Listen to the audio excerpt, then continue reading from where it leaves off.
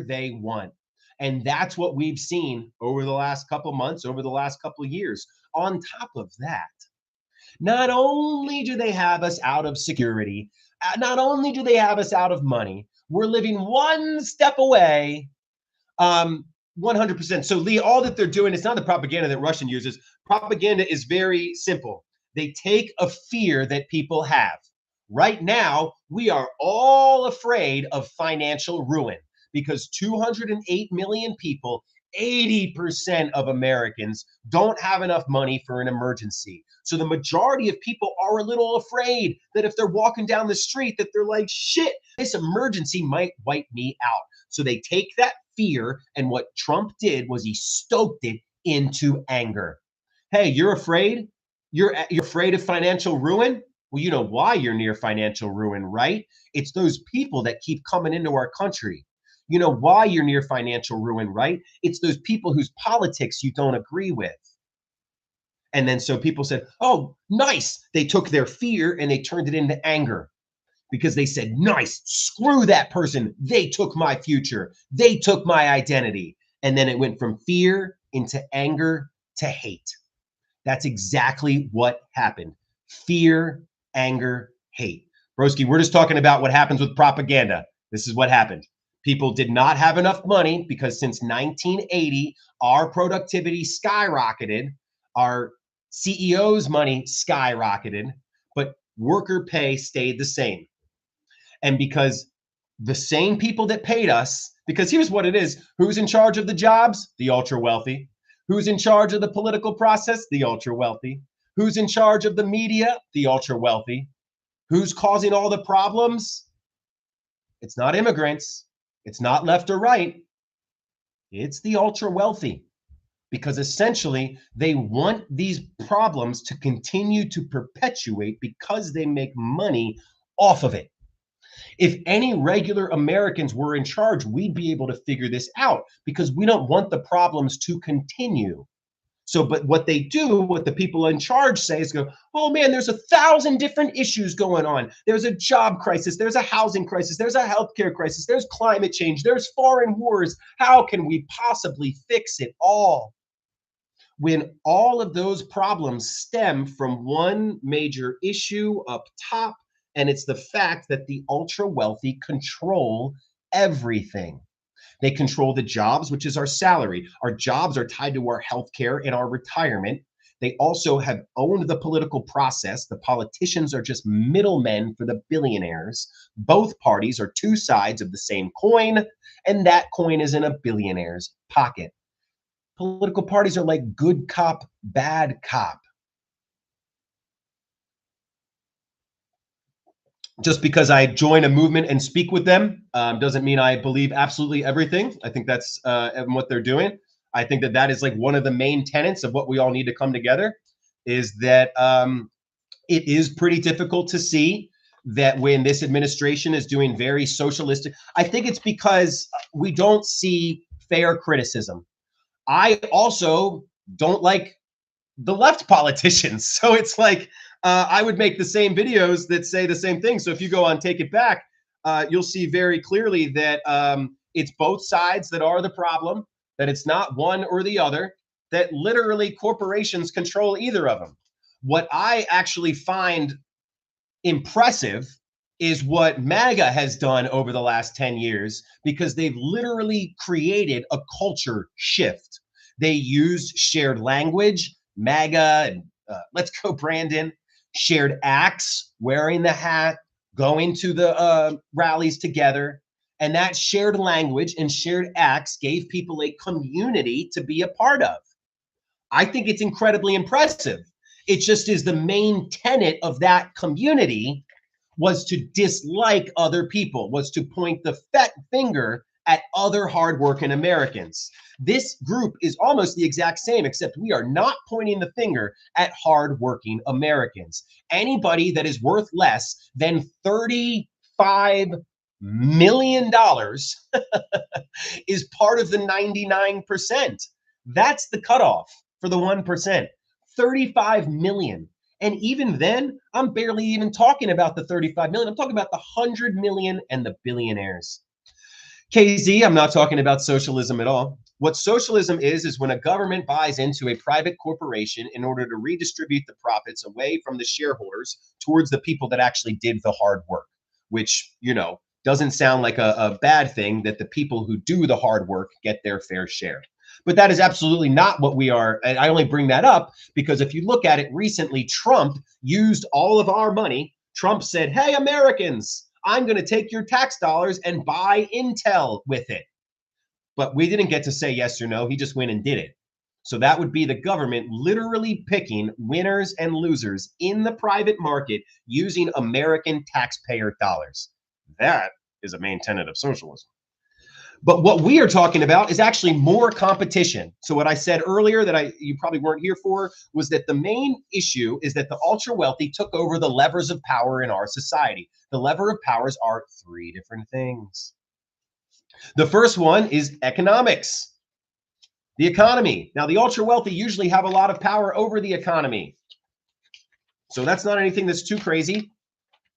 But when they own everything and have completely taken over the free market, then that is an issue. There is no mom and pop shops that can actually compete with corporations. There aren't small little local general stores that if Walmart isn't treating me well, that I can go to that local general store.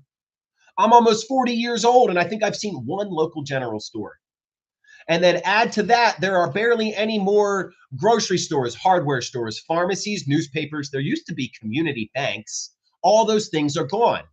So if there's no real competition for the corporations, because every single industry is dominated by 4 to 5 corporations, and they all pay the same lobbyists to rewrite the laws, then are we even really in a capitalistic system? Because a hallmark of a capitalistic society would be a free market, freedom of choice. And we don't have that anymore. So what we really think would be the best thing we could do to overcome the current situation is to create more competition. Let's allow farmers markets in every single grocery store parking lot. Let's allow swap meets in every single Walmart parking lot. You think if you had 10 different people offering all the things that Walmart sold out in their parking lot, that they wouldn't shape up and offer better services and treat their employees better and have better customer service? They would, because competition yields innovation. And that's why our society hasn't really developed anything. Well, we had like the iPhone recently. We get some like AI, but it doesn't really work for us. Isn't that the joke that, hey, we wanted to do the writing and the music while you did the dishes? We don't want to do the dishes while you do the writing and the music. So not socialism at all. All we are really looking to do is get it back to a free market, to a strong place where like we can compete with the corporations. Because what I was going to say earlier was that Americans under 40 are the first generation in our country's history to be worse off than our parents. Now, I don't think that's just a coincidence that 40-year-olds also haven't seen any competition in our country. That we just were at the back end of, our Walmart coming up, Home Depot coming up, Lowe's, and we turned from a place where Main Street maybe had 5 different hardware stores, a couple different grocery stores, 3 different local community banks, 4 different local community pharmacies, and we actually had freedom of choice. But we don't have that anymore. So it's no wonder that all the corporations consolidated all of their power. And now we don't have a free market anymore. One more point about freedom of choice is that if freedom of choice, if choosing is what freedom is, if the ability to say no or the ability to choose and have options, if that's what freedom is, well, then in this country, you only have freedom if you have money. And then I already said that 80% of Americans don't have enough money. So 80% of Americans don't have freedom? Yeah. It's a form of economic slavery. That's what it is. And the word slavery is not used lightly, but it's used in context. Because slave owners, you know what they paid for? The basic costs of living, food, housing, and healthcare.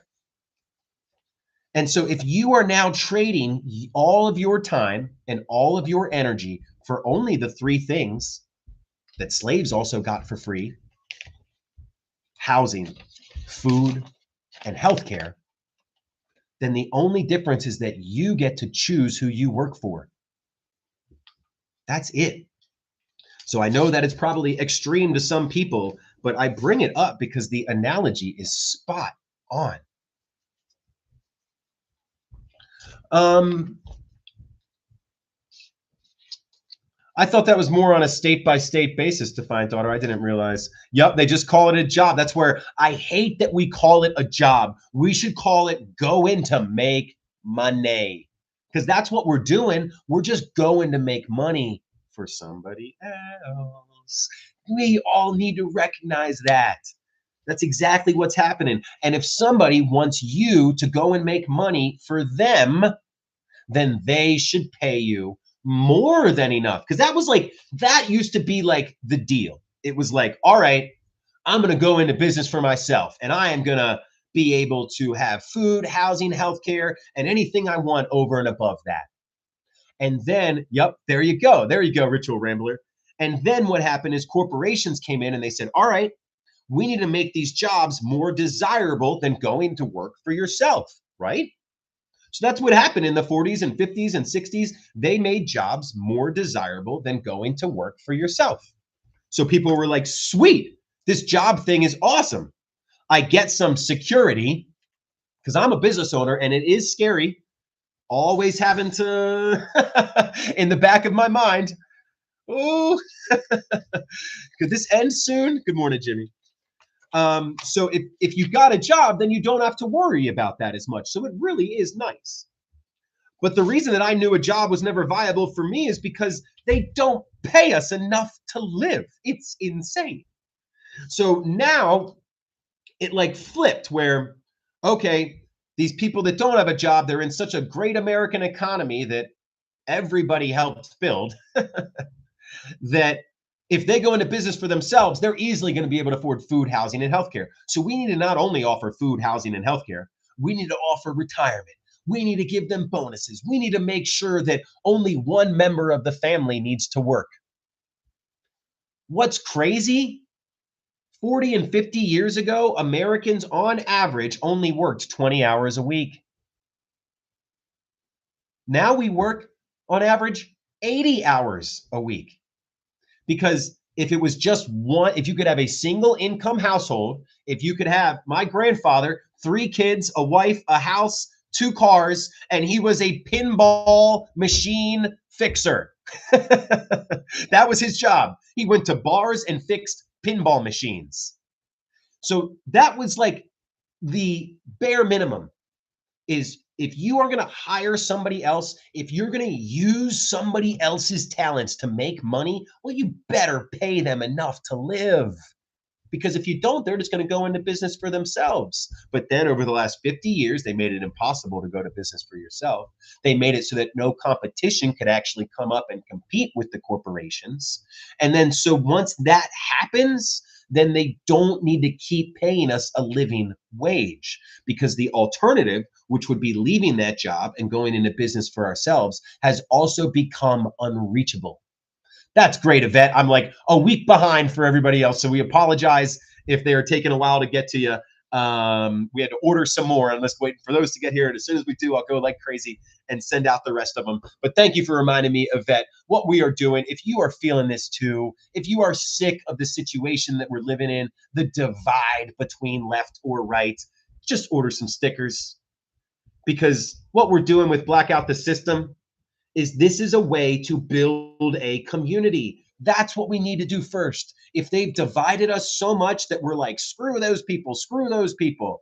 The Ritual Rambler, we are working with so many people in UK because you all are about 15 years ahead of us in your empire's decline.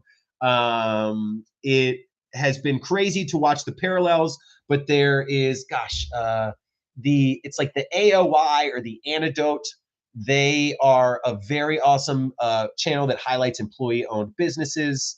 And I think it's called The Real Co-op is another one. Basically, what we are doing with people in the UK is we are taking what you all are, we're sharing ideas, essentially, because we are on the same trajectory. We both were big world superpowers that over time have declined. And then obviously, if you see all the people pointing at immigration in UK today, it's basically the same playbook as they have. It's the ultra wealthy screwing everybody over, but they would much rather point at people who look differently and think differently than what people think a British person should look like or what people think an American person should look like. And we make them the scapegoats.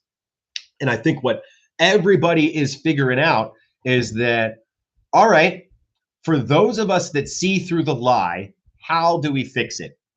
And we're looking for a quick fix because that would be really nice. But the quick fix is not there. It's got to take a little while because number one, they've divided us so much. So we have to get rid of the division and get on the same page. Easier than said than done. I know, Jimmy, my favorite line is the only minority group that is causing problems in the world are not immigrants. It's the ultra wealthy. It's the 1%. But they are the same people that own all the media companies that control the narrative to put out there that they're the good people, that they're the innovators, that we ride on their backs.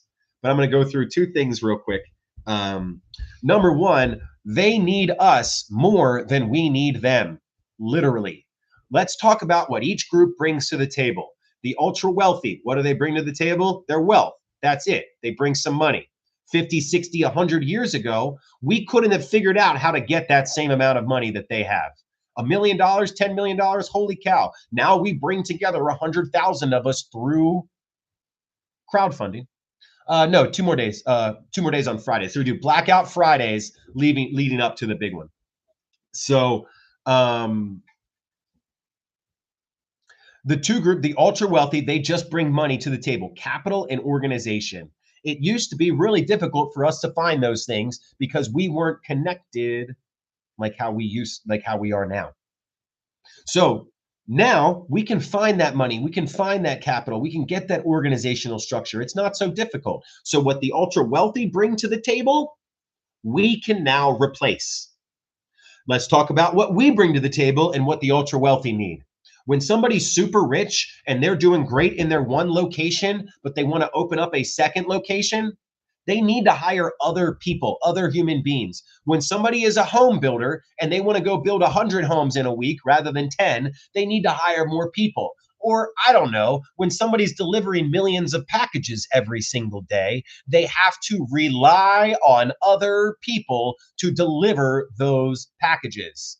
So if any single one of Jeff Bezos's employees that are delivering those Amazon boxes don't have enough money, not only for food, not only for housing, not only for healthcare, but they should have 10, 20, 30, 50 grand in the bank because that's what security is, y'all. Security isn't just having enough, isn't JOB just over the breadline. Love that one. It is prosperity. Because when something happens to you, you should be able to take care of it because you made enough money for your boss that your boss can give you enough money to take care of yourself. That's all this is. Because if that boss is offering a job and that job isn't paying you enough money to take care of yourself, then that job ain't worth shit. And that's what we need to understand is we have a proliferation of corporations who offer their jobs that are not positives for society, that are net detriments to society because they're offering jobs that don't pay enough for housing. So let's think about it. Walmart moves on in. 10 people get jobs at Walmart. Those people can't afford housing. So what do? They go on public assistance. And then now we are paying for people who are working full time for a corporation that profits billions of dollars to go on public assistance. The only reason that Walmart doesn't pay them more is because they would rather pay the media companies to change the narrative, to pay the lobbyists to change the laws so that they always come out on top.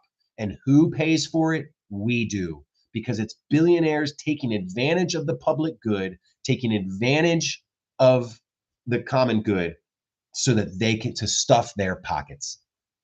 We got two blackouts coming up. October 18th is No King's Day blackout, who we are supporting, because this is a civic force.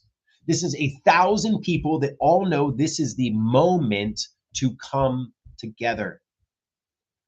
And then our next blackout for Blackout the System is November 25th to December 2nd.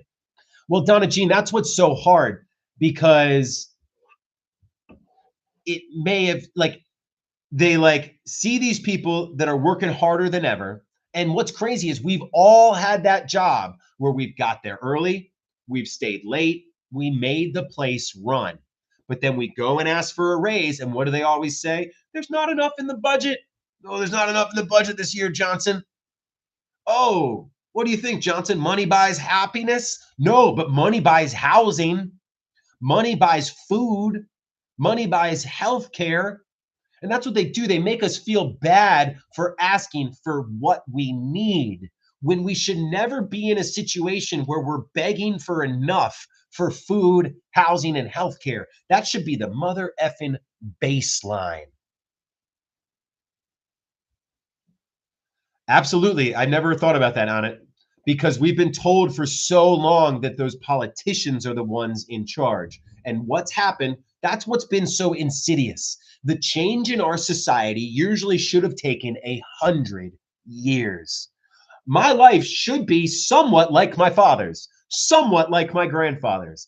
Obviously, technology has changed that, but that's where we need to. I know, Donna, that's where living in Baltimore for almost 2 decades and seeing some of the blight that is there, all that I think of is that if somebody grows up in the blight that these children are growing up in, where all of society has told you, you don't matter, your life doesn't matter, then we want these people to grow up and be perfect members of society? No, we created the conditions that they were born in. We created the conditions they were risen in. And then by the time they get to 18, 19, we say, you deal with it.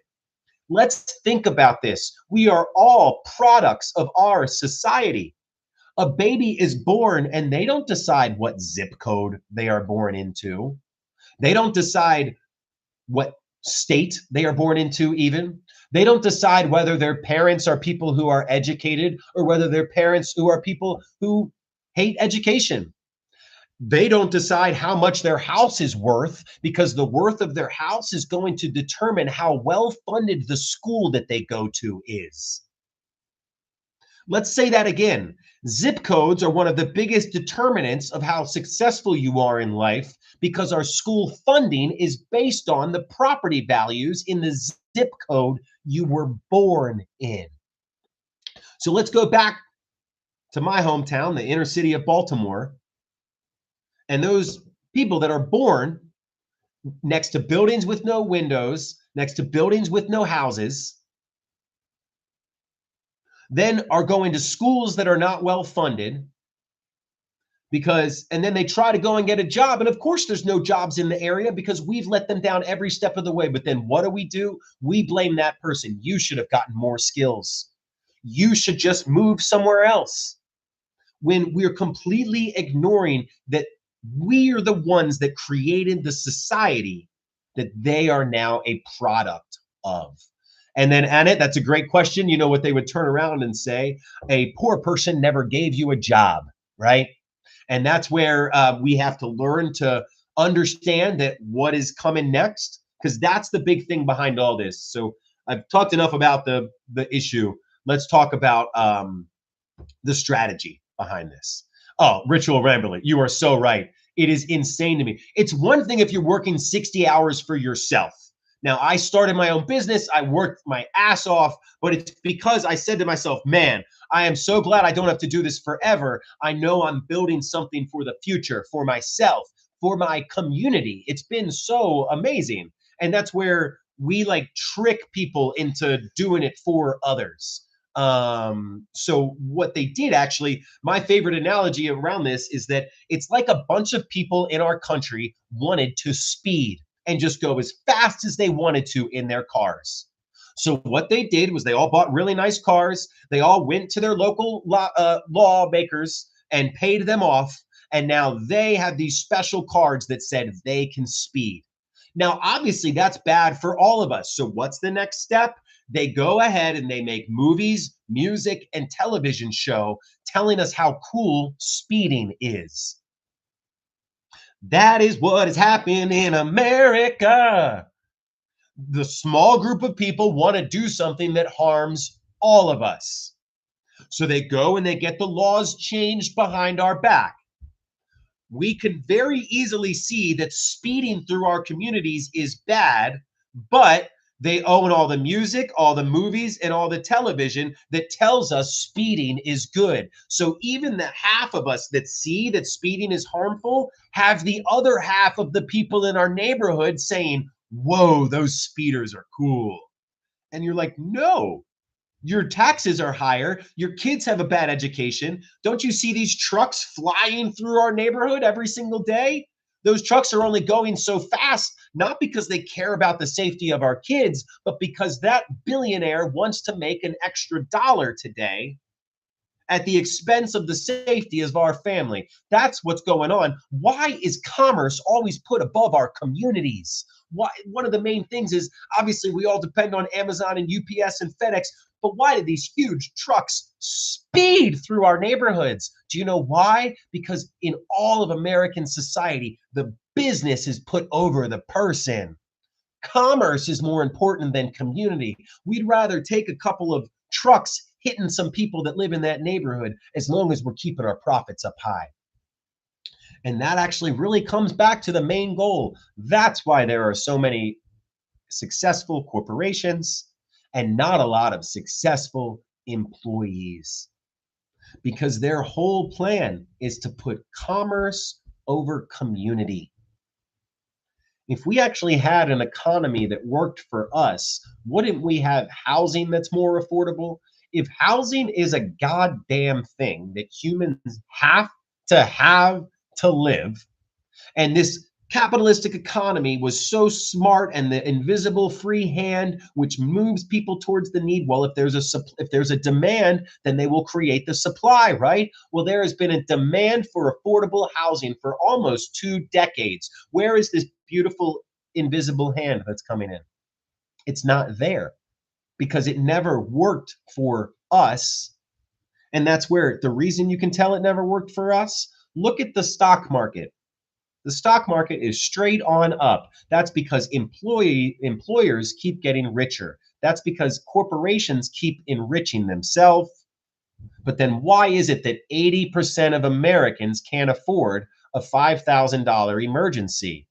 So those two things just don't add up. If the frickin' stock market is going straight up, that means these companies are making more money. And if the companies are making more money, it means the people who are working for them should make more money too. But we have to remember America is basically one big company town. And it's just like if I have my business, it's like if I own every single business in town.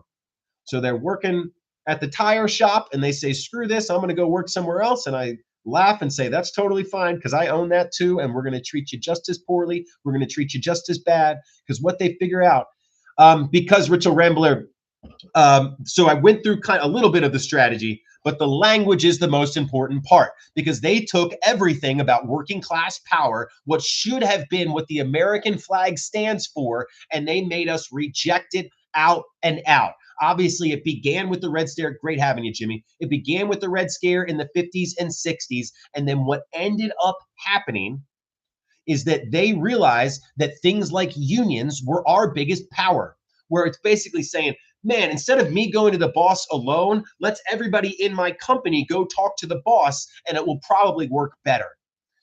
As a business owner, that is the thing that I realize is most effective.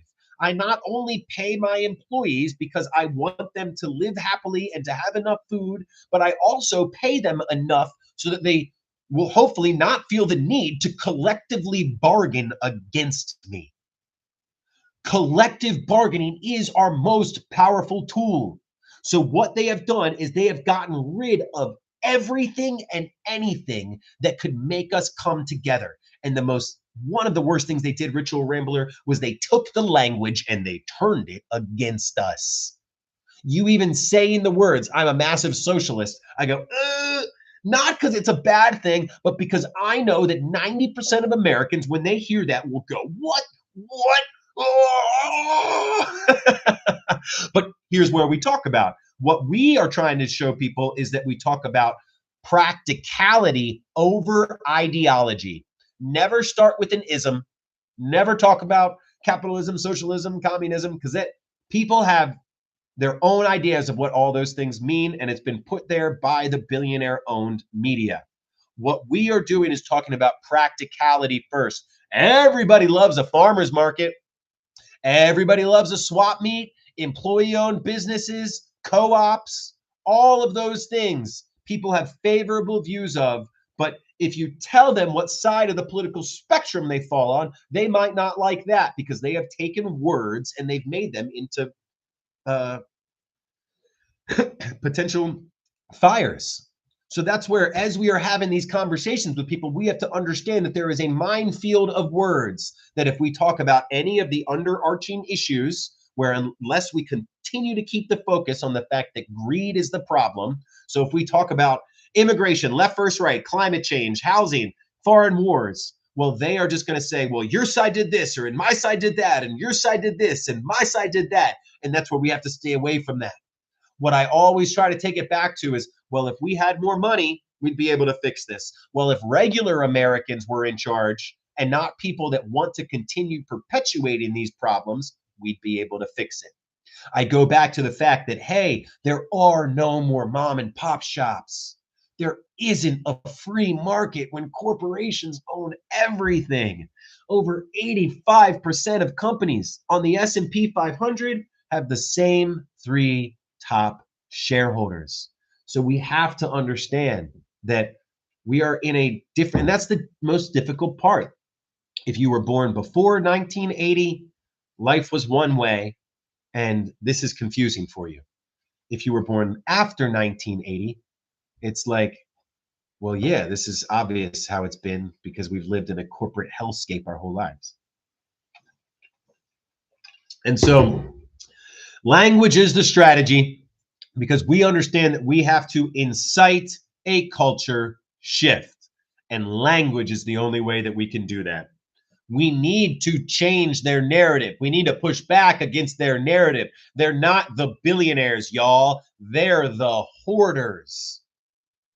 It's not left versus right. It is up versus down. And greed is the disease. Everything else is just a symptom. So we have to realize, so all of these are available for download, y'all. So we got community is the opposite of greed. It's not left versus right. It's up versus down. This is how we spread this message.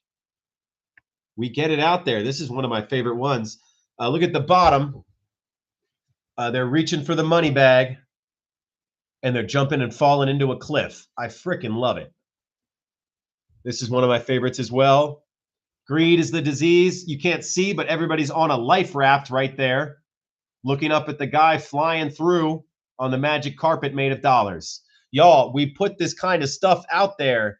This is what changes the narrative. What did AOC just say the other day? Make fun of them. That's what we need to do. This is where we have to understand they're not the billionaires. They're the hoarders, y'all. So these are all available to download. These are what the free, too big, but we got free stickers. We got all of these available to download. Hoarder's gonna hoard. All of these. Note we used other people within the team because it's a community. Good to see you today, gamers.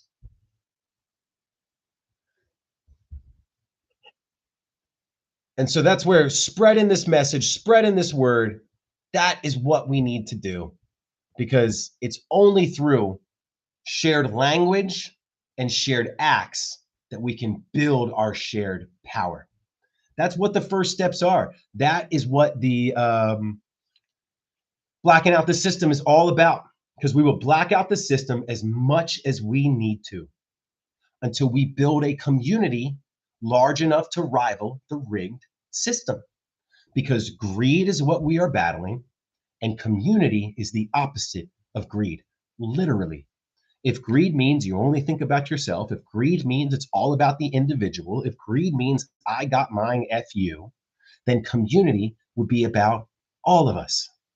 And I'll end it with this. That's what the point of a society is. The point of a society isn't so just a few of us can make money and 1% of people get super rich. It's so that the majority of us can achieve security. Because not only is that an intelligent way to run a business, that's what you should be hoping to achieve in your society. Because if the majority of people can live up to their fullest potential, they will always excel at what they do. The only way someone can live up to their fullest potential is if they have the security, is if they have the dignity, is if they have the respect that is needed to be actually like self-actualized, to be able to not just focus. Because here's the thing: if somebody is only focusing on where their housing is going to come from, if somebody is only focusing on where their food is going to come from, they're only ever going to be thinking about themselves because their basic needs have not been met. So they're not going to worry about what's going on in their community, what's going on with other people, because that is the thing. So, gamers, we're going to have a talk. If you want to keep coming in here, that is totally fine. But if your goal is to derail, distract, and divide, then, it just is sad that you would continue putting, that over the movement, because that's the whole goal, is to try to just get people to be a part of a community. And if you don't want to be a part of the community, that's totally fine. No, if you saw what happened, so I would love to talk to you about this. So, Isaiah and I met, like, I watched you come into the movement. So even before that. So, well, I'm going to let you go this time, but moving forward, if you continue spamming and just trying to derail, then we will probably mute you. So basically went to Isaiah. I said, hey, we're giving out these stickers. You have a ton of interest. Would you like some stickers too? And that would be, that's what we did. So at first, he had a form up that was very difficult because we couldn't even get it in a way that we could print out the labels and stuff like that. So then we created a different form. And that's where it's nothing about being scared, but it's about, like, understanding that the goal of the movement is to build a community. And if you won't allow us, and that's where I guess the thing is you came to us with issues. I was happy to try to change those and fix those, but it wasn't. But 2 days later, I never even got the opportunity to try to change those and fix those. That then a petition was presented. But kind of back to there, we offered the free stickers. Like thousands of people signed up in the very first week. I packed all of those stickers, sent them all out, mailed them myself. And then we switched to a Google form. And then we got thousands more people of signing up. And this was back in August still. And then from the Google form, we were like, oh man, let's edit this to get some more information and figure it out that way. And then we started saying, hey, what else do you want to do? What else do you want to push back against? Not at all. There was maybe 2 or 3 people that was helping out with the emails and things like that. And if you had any issues with the way it was handled, you could have come to us. Nobody's getting spam emails. And the reason people signed up is because, we were all putting this together. So, and then we tried to do more with it, but it took a while to get the email set up. It took a while to get all this set up. And then I was there every single week on the, that was where it kind of, I didn't understand a lot of it because I was there every single week on those Friday calls and tried to make myself available. But then, hey, we had the one call where you wanted to go ahead and, kind of air the grievances, and we did, and we talked about it, and we said, hey, we're going to fix this up. Then not 2 days later, presented with the petition. Then what's so funny is on Friday, Isaiah had the conversation with everybody and said, hey, Corey, no, not at all. And this is where you won't, it's fine. what I'm confused about is why you continue to engage. So this will be the last time I engage with you because, yeah, basically because Isaiah started the movement. I have only been doing all this to try to help Isaiah. That's really all that happened. I went to Isaiah and I said, hey, man, it seems like you need some help. I'd love to help you out if I could. No, I mean, you can say that, but Isaiah started it. So Isaiah has the final say, right? And of course, he's going to make it by the people, but unless the people are going away from his vision, which is unity and community. And I think that's all it is. So, again, would love to talk to you, even though you told me you hoped I would die. I would still love to talk with you and, just to see where you're coming from, because if we are all on the same idea of trying to build this community, yeah, I know, Days. It just is difficult because I just tried to give my all. I tried. We offered some free stickers. We want to get on the same community, but I definitely did something to rub this person the wrong way, and I am more than willing to try to fix it. But I think, as you've seen, we may be past that. But that's what was hard. Was it was brought to me on a Friday. I said, "Hey, I'll do what I can to fix it," even though I had been there for every single meeting prior to that. Then 2 days later on Monday, I didn't get a chance to fix it. It was, nope, we want this guy gone. And that's what didn't make sense, is that generally, if you come to a person and say, hey, there's a problem, you got to give them a couple days to fix the problem, right? And that didn't even happen. It was just kind of, 2 days later, well, we presented these grievances. Well, now we just want them kicked out. And then the person, oh, thanks, Gen X Gardner. And then the person who was kind of running the movement, who I literally went to and said, hey, it looks like you're struggling. It looks like it's been tough for you. Is there anything I can do to help? Because I've got some time. I was already running a very similar movement, and I would love to figure out a way to work together, because you've got the mass action. Our idea is to link everyday life with the mass action. And that is what we are trying to do. So that's really all that happened. And we did our best to make that happen. There were absolutely mistakes. There were issues along the way, but we're human, right? And that's where I think that the best that we can do is ask for forgiveness, ask for empathy, say, hey, next time you need something, because I'm a team player. I really am. I want to be a part of a team. It just is, I want to be a part of a team with love. I want to be a part of a team with empathy, part of a team with forgiveness, and understand that maybe I'm kicking that ball and it was the wrong choice to take a shot. But you don't say, oh, that person tried to score a goal, let's kick them out. It's, oh, hey, you tried to kick a little too soon. It made the rest of us feel this way. Moving forward, could you make sure you do this? And I'd be like, oh my gosh, absolutely. Would be happy to, would love to, because I understand that the strength and the unity of the team is one of the biggest factors in how far forward this will go. And that's really what this is all about, is just understanding that we're all humans. We're going to make mistakes. But that's where it just is, if you don't give somebody a chance, if somebody doesn't know they're making a mistake, if you come to them and tell them they're making a mistake, I think you've got to give them a chance to fix that mistake. And then especially when the person in charge says, hey, I don't think they were making a mistake. They were just trying to fill in where was needed. They were just trying to help me because I'm having a difficult time here. Same here, Gen X Gardner. I never even talked politics. I joke and say this isn't even politics. I'm just talking truth. And that's where, it's been difficult because we just wanted to create that community, because we understand that community is the opposite of greed. And it's been really tough because basically we offered these free stickers, and you all see me sitting here packing these free stickers, sending them all out.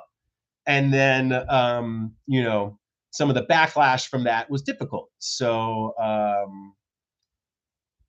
I did not hear about that. Thank you so much, Ghana Jean. So that's where we want everyone's opinions and all that, and ideas and all that too.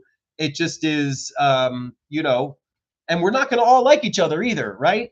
It just is, but the enemy of my enemy is my friend, right?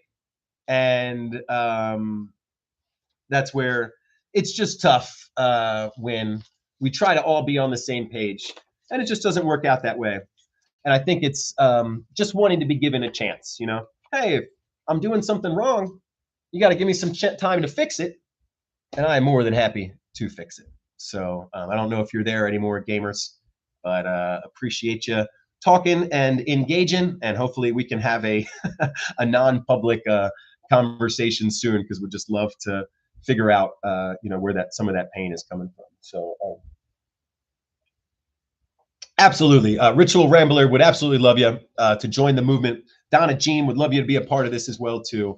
So well, Peace Talks, that's where I think it was, we were just trying maybe to do a little bit too much at the beginning, and then it kind of got a little out of hand or whatever, and was just a little confusing.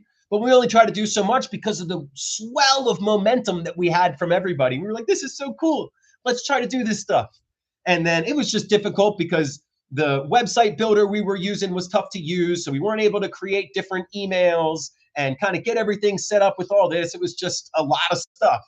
And then I think we do want it to go quickly, and then so there's some frustration around it, whether it's moving quickly or not. But we also have to remember this movement is less than 100 days old. Isaiah's averaging over 1,000 followers a day. If we have almost 140,000 followers, and this has only been around for 90 days. And then on top of that, we got Rosie O'Donnell shouting us out. We got Neil Young putting us in songs.